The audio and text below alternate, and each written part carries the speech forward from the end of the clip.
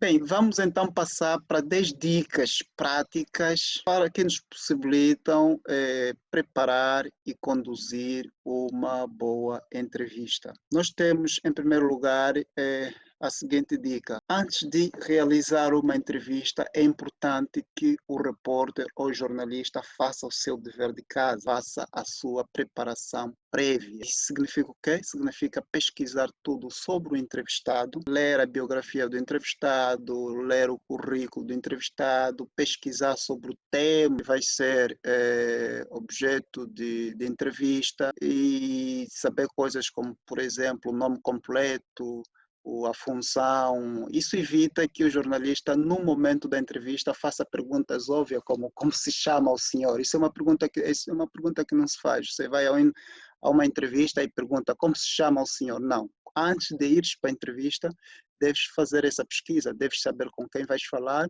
qual o nome da pessoa, qual a função, outros elementos ou outras informações básicas que são obrigatórias ter como condição prévia. Isso nos possibilita evitar questões óbvias que nos fazem perder muito tempo. Então, dica número 1, faça o seu dever de casa, faça uma preparação prévia da entrevista antes de executá-la. Dica número 2, elabore sempre um guião com perguntas a colocar, lógico. Se vais fazer uma entrevista, tens que ter no seu bloco de notas as perguntas a serem colocadas, não é? E isso permite, um guião com as questões importantes ou prioritárias, permite que o entrevistado ou o entrevistador não divaguem sobre outras coisas que não seja aquilo que é o interesse da entrevista. E por isso é importante ter sempre as questões a colocar escritas no seu bloco de notas e escritas com clareza e objetividade. Assim, evita-se percas de tempo, distrações ou evita-se que o entrevistado divague por assuntos que não são, no momento, nem importantes, nem prioritários, ok? A dica número 3, é importante lembrar que a entrevista não é um interrogatório, a entrevista é um diálogo, e de preferência que seja um diálogo agradável, cordial, e de modo que a fonte ou a pessoa ou o entrevistado mostre predisposição para dar uma outra entrevista em próximas ocasiões. Então não vamos bombardear, não vamos transformar uma entrevista num interrogatório policial. Não é essa a ideia. Interrogador policial é uma coisa, a entrevista é outra. A entrevista é uma conversa. A diferença é que seja uma conversa natural, agradável e cordial.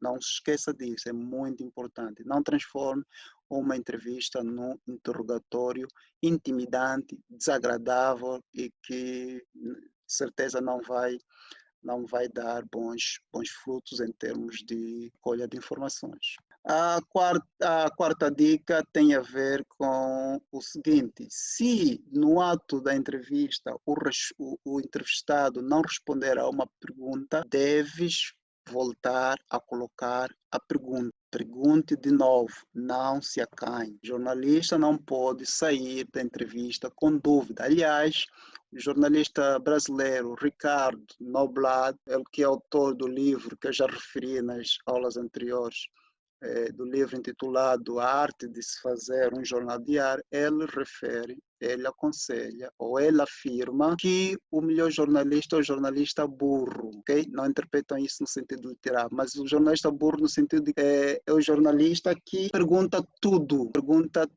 e não sai com dúvidas do local, não sai com dúvidas no local de entrevista, né? Deve perguntar tudo que não sabe, tudo que tiver dúvida, pergunte para obter as respostas. Não sai da entrevista com dúvidas. Para informar, você tem que estar primeiro bem informado. Então, se o entrevistado não responder a uma pergunta, volte a perguntar. Essa é a quarta dica. Quinta dica, não menos importante, é grave sempre a sua entrevista. Mas é importante sublinhar o seguinte: gravar sim, mas confiar total ou absolutamente no gravador é muito perigoso. porque o gravador pode apresentar falha técnica, pode parar de gravar. Isso já aconteceu, por exemplo, comigo. Eu estar a fazer uma entrevista e contar que o gravador está a gravar, mas afinal não gravava. Isso deu-me sérios problemas. Eu não tinha feito notas, não tinha feito nada, confiei absolutamente no gravador e quando cheguei à redação simplesmente não tinha a entrevista e tinha o editor e o chefe a cobrar o material, não podia. Imagina o desespero na hora. Por isso, é aconselhável gravar a entrevista, mas não confiar muito no gravador. Faça nota sempre. Leve o seu bloco de nota e não deixe de escrever, não obstante pelo do gravador, que é gravar a entrevista. Dica número 6, faça exercícios de estenografia. Estenografia é o exercício de abreviar palavras. É muito importante, isso dá maior agilidade nas anotações e, como disse, permite fazer notas e ter informações aí escritas, anotadas por si. Caso o gravador falhe, você tem uma fonte alternativa que é o seu bloco de notas. A dica número 7 é uma boa citação pode servir de título da entrevista. Como vocês podem reparar na imagem, nós temos aqui um título que foi feito com base na citação do entrevistado. Aqui na imagem, o Carlos Rosado Carvalho diz: os títulos especializados de economia são as melhores publicações da imprensa angolana. Isso é uma declaração que ele fez ao longo da entrevista e o jornalista, o entrevistador, ficou nesta declaração, achou-a interessante, foi publicada por um jornal de economia e fez dele um título. Então, as citações, as declarações impactantes, as declarações com conteúdo interessante podem servir de título da entrevista. Dica número 8, no ping-pong, ou ping-pong significa entrevista, pergunta, resposta. Ping-pong é o formato normal da entrevista enquanto gênero. Ping, repito, pergunta, resposta. No ping-pong, as perguntas e respostas devem ser organizadas de forma estruturada e numa sequência lógica, claro. Uma pergunta, ou seja, sim, uma pergunta deve ser sequência lógica da pergunta anterior, ok? As perguntas devem ter ligação, devem ter nexo, não podem ser perguntas dispersas e sem conexão. Uma pergunta está sempre relacionada à pergunta anterior. Isso em função também das respostas que o entrevistado for dando ao longo da entrevista. O importante é estruturar a entrevista de forma lógica, ok? De forma encadeada, de forma que sinta-se que existe coerência, que existe um raciocínio lógico, tanto nas questões quanto nas respostas do entrevistado. Dica número 9 é sempre aconselhável que o entrevistador esteja atento ao ambiente ou cenário onde decorre a entrevista. E o local de trabalho do entrevistado diz muito sobre a personalidade, o tipo de personalidade do nosso entrevistado. Então, é muito bom nós estarmos atentos aos pequenos detalhes, ver as prateleiras, que livro é que o entrevistador ou que o entrevistado lê, que tipo de caneta está a utilizar, prestar atenção aos tiques, aquelas idiosincrasias, as manias cada entrevistado apresenta, né? Se ao longo da entrevista tem um gesto que ele faz repetidamente, tem uma expressão, sei lá, tudo que é peculiar, tudo que pode não estar diretamente relacionado à entrevista, mas é um elemento extra, nós devemos estar atentos, porque isso dá-nos um grande diferencial na hora de escrever a entrevista mais humana, mais interessante do ponto de vista do perfil do entrevistado. Isso ajuda-nos muito na hora de fazer uma introdução sobre o entrevistado, dar informações mais de caráter pessoal, mais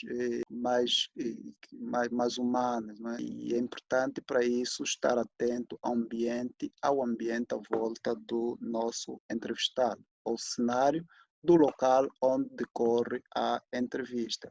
Dica número 10, E a última dica é importante que você faça boas entrevistas, porque as entrevistas boas são memoráveis.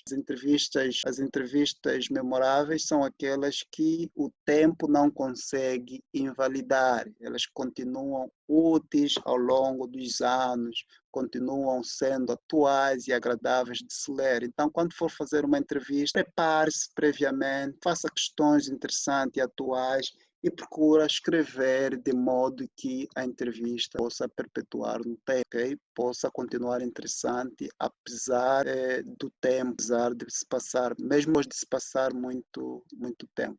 Vamos então fazer uma recapitulação sobre o que nós falamos relativamente à entrevista. Nós dissemos que a entrevista, o conceito de entrevista pode ser vista de duas perspectivas. A entrevista enquanto método, que é quando o repórter ou jornalista vai ao terreno recolher, faz questionamento às pessoas para recolher informações sobre o assunto que está a reportar, e temos a entrevista enquanto gênero, que é quando, depois de recolhida a informação, publicamos o material no formato de perguntas e respostas. Basicamente são estas as duas características principais do gênero entrevistas. Repito que pode ser vista na perspectiva de entrevista como método e de entrevista enquanto gênero. Como recomendação de leitura, caros colegas, eu sugiro a leitura do livro Grandes Entrevistas da História. Este é um livro que eu comprei faz tempo, faz muitos anos. Ela veio como parte, como suplemento ao Jornal Expresso. O Jornal Expresso é muito conhecido e que durante algum tempo também circulava aqui em Luanda. Grandes Entrevistas é um grande livro. Você vai encontrar entrevistas, imagina, entrevistas que têm mais de 100 anos, mas continuam atuais, continuam agradáveis de se ler. Ainda há pouco tempo estive a ler a entrevista com o Sigmund Freud, pai da psicanálise, uma entrevista muito, muito, muito interessante mesmo. E eu recomendo vivamente, eu recomendo veementemente a leitura deste livro, Grandes Entrevistas. Se você não tiver, envia-nos um e-mail, eu tenho um exemplar, claro que não vou lhe emprestar o meu único exemplar, mas posso, de qualquer forma, se puderes encontrar este livro, leia-o, leia-o, porque é um livro contendo aí perto de 10 ou pouco mais entrevistas com as maiores personalidades da história da humanidade. Você vai encontrar entrevistas com Júlio Verne, que é um escritor que é o famoso escritor do livro Da Terra à Lua. Vai encontrar entrevista com o fundador ou o criador do rádio, o criador do automóvel, o Henry Ford. Vai encontrar entrevista com o George, não consigo pronunciar o nome, mas foi o homem que teve um grande protagonismo no Tratado de Versalhes, um grande político na altura que se assinou o Tratado de Versalhes. Então, são entrevistas mesmo de grande valor.